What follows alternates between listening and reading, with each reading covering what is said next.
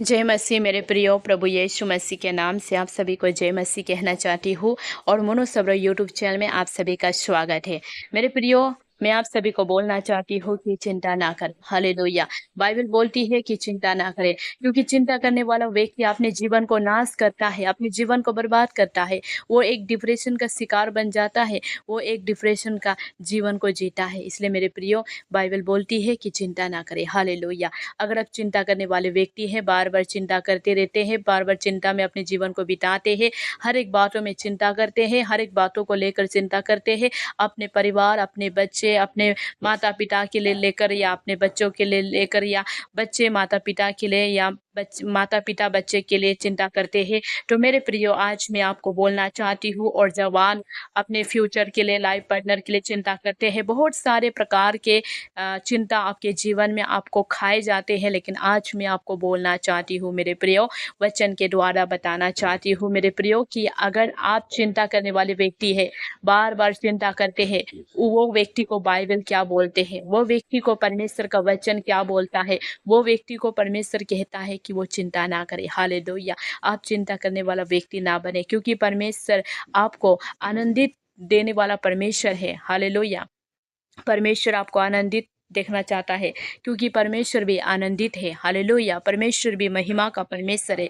परमेश्वर कहता है कि अगर मेरा बेटा और मेरा बेटी मगन रहते हैं, आनंदित रहते हैं, तो प्रभु भी प्रसन्न रहते हैं, प्रभु भी खुशी रहते हैं। और जब हम परमेश्वर की इच्छा को पूरा करते हैं, तो परमेश्वर और भी ज़्यादा आनंदित, और भी ज़्यादा खुशी रहते हैं। लेकिन हम जब परमेश्वर की इच्छा को पूरा नहीं करते हैं, परमेश्वर की मनोकामना को पूरा नहीं करते हैं, परमेश्वर की बातों को पूरा नहीं करते हैं, तो परमेश्वर भी हमसे नाराज होता है। मेरे प्रिय, याद रखें, जब परमेश्वर की इच्छा को हम पूरा करता है, तो परमेश्वर भी आनंदित होते हैं।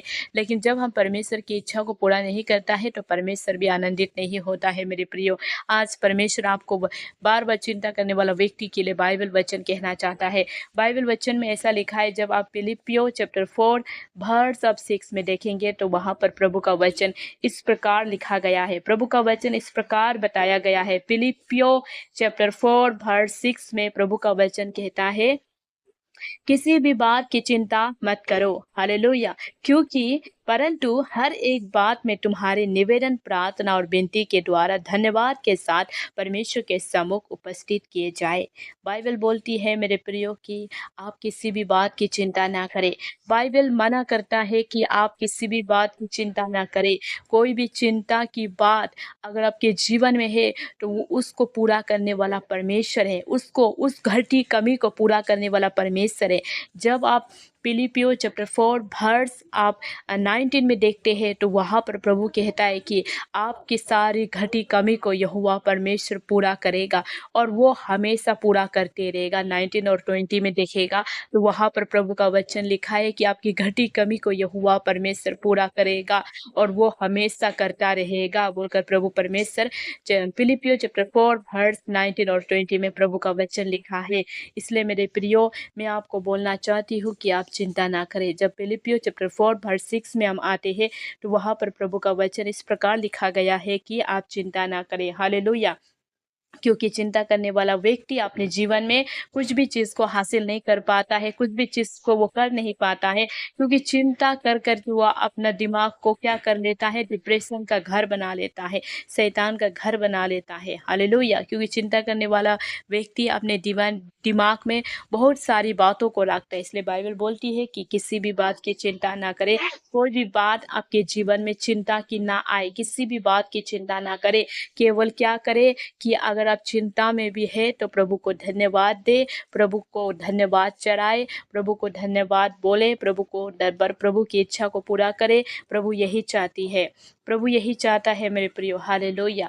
जब हम मैथ्यू चैप्टर 6 और 31 में देखते हैं और 34 में देखते हैं, तो वहाँ पर भी प्रभु का वचन इस प्रकार लिखा गया है, प्रभु का वचन इस प्रकार बताया गया है। जब मैथ्यू चैप्टर 6 वर्स 31 में भी ऐसा लिखा है कि इसलिए तुम चिंता करके यह ना कहना कि हम क्या खाएंगे, या क्या पिएंगे, या क्या पहनेंगे। बाइबल बताती है मेरे प्रियो यहाँ पर 3 बात को, कि आप चिंता कर करके मत सोचिए कि आप क्या खाएगा, क्या पहनेगा, क्या लगाएगा। इसको बाइबल बोलती है कि आप ना सोचे। और 34 में बाइबल बोलती है कि आप कल की चिंता ना करो, क्योंकि कल का दिन अपनी चिंता आप कर लेगा। आज के लिए आज ही का दुख बहुत है। कल की चिंता मत करो, कल का चिंता जो है परमेश्वर कर लेगा। लेकिन आज के लिए, आज का जो आपके जीवन में दुख है, आज आप जो चीज़ से, जो चिंता से दुख होकर बैठा है, दुख हुआ है, वही दुख को परमेश्वर पूरा करेगा। उसी दुख को परमेश्वर आस करेगा। इसलिए आज आपके जीवन में दुख है, आज आपके जीवन में दुख आया है, तो आप प्रभु से प्रार्थना करने वाला व्यक्ति बनना है। आज परमेश्वर से आप दुआ करने वाला व्यक्ति बनना है, क्योंकि आज अब प्रभु के साथ ठीक रहेगा, आज दुख में भी प्रभु के साथ रहेगा, तो आने वाला दुख आपके जीवन में क्यों ना आए, पहाड़ बन के भी क्यों ना आए, प्रभु उस दुख को दूर कर देगा। प्रभु उस दुख को दूर कर देगा, प्रभु उस दुख को दूर कर देगा। प्रभु का वचन कहता है मेरे प्रियो, इसलिए आप कल की चिंता ना करें, आज की ही चिंता आप करें, क्योंकि आज के लिए आज ही का दुख बहुत है। बाइबल स्पष्ट रूप से बोलती है मेरे प्रियो, जब हम टेसोलियन में आते हैं, फर्स्ट टेसोलियन चैप्टर 5 वर्स 17 और 18 में आते हैं, तो यहाँ पर क्या बोला है बाइबल में कि निरंतर प्रार्थना में लगे रहो। चैप्टर 5 वर्स 17 में बोला है निरंतर प्रार्थना में लगे रहो। जब आप चिंता करते हैं, चिंता आपके जीवन में आते हैं, चिंता किसी भी प्रकार से आते हैं, चिंता कुछ कोई भी प्रकार के आते हैं, किसी भी प्रकार की चिंता आपके जीवन में आते हैं, तो आपको सबसे पहले प्रार्थना करना है मेरे प्रियो। चिंता करना है, लेकिन प्रार्थना पहले करना है मेरे प्रियो। सबसे ज़्यादा समय आपको प्रार्थना में देना है, आप निरंतर प्रार्थना करना है। आपके जीवन में जो चीज़ आपको चिंता लाता है, जो चीज़ के लिए आप चिंता करते हैं, आप उसके लिए प्रार्थना करना है। उस चीज़ के लिए आप प्रार्थना करना है। हो सकता है आज आपके जीवन में बहुत बड़ा दुःख है, उसके लिए भी आपको प्रार्थना करना है। उसके बाद बाइबल बोलती है जब 18 में आते हैं, हर बात में धन्यवाद करो, क्योंकि तुम्हारे लिए मसीह यीशु में परमेश्वर की यही इच्छा है। बाइबल बोलती है कि हर एक बात में धन्यवाद करो। हालेलुया।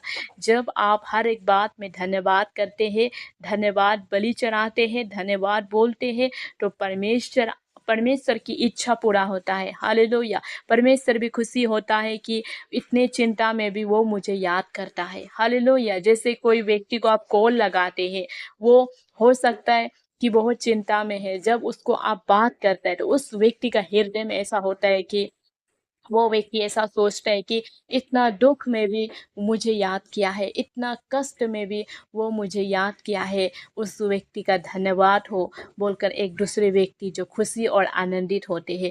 इसलिए बाइबल बोलती है मेरे प्रियो कि हम दुख के समय में भी प्रभु के साथ रहे, और जो दुख आपके जीवन में आया है उस दुख के लिए आप प्रार्थना करें।